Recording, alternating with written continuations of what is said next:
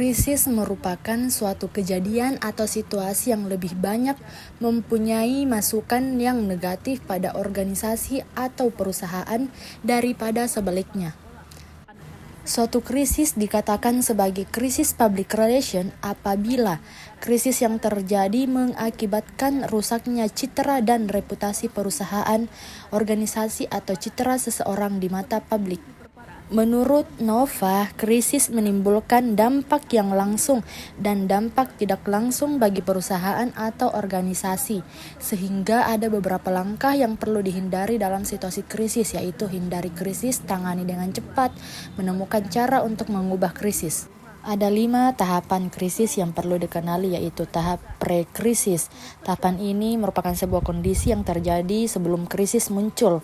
Tahapan kedua yaitu warning atau peringatan, yang dimana sekaligus jalan keluar pemecahan dan jika kita biarkan akan semakin merusak. Jalanan di tempat prostitusi. Memiliki pekerjaan yang terlihat mengagumkan di mata mungkin menjadi dambaan semua orang. Terlebih lagi jika nominal gajinya berada di angka yang tinggi hingga bisa mencapai puluhan juta rupiah. Meski begitu, pekerjaan dengan gaji yang tinggi tersebut tidak serta-merta didapatkan dengan mudah. Faktanya di Indonesia juga ada perusahaan yang menggaji karyawannya dengan gaji yang cukup tinggi. Kali ini, kami dari Fan Glory Days akan membahas tentang 7 perusahaan di Indonesia dengan gaji paling tinggi. Untuk lebih lengkapnya, silakan simak video ini sampai habis. Gelombang krisis moneter menerpa Indonesia sejak pertengahan 1997. Krisis ini sebetulnya tak hanya terjadi di tanah air. Saat itu, nilai mata uang baht terjun bebas setelah pemerintah Thailand terpaksa mengembangkan baht karena minimnya valuta asing yang bisa mempertahankan jangkarnya ke dolar Amerika Serikat.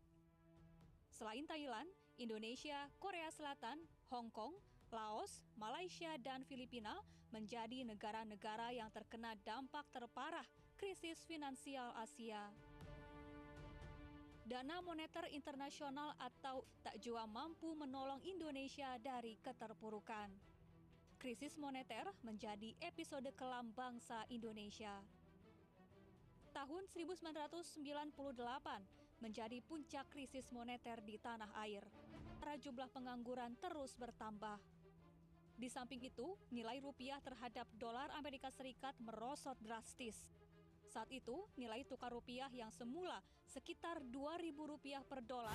Krisis juga mempunyai beberapa klarifikasi. Pertama, krisis diartikan sebagai suatu bencana yang datang secara tiba-tiba serta tidak dapat diduga kemunculannya, yang sering dianggap sebagai kejadian yang di luar kuasa manusia. Kedua, krisis sebagai bencana yang muncul secara berkala disebabkan karena tidak diambilnya tindakan yang memadai.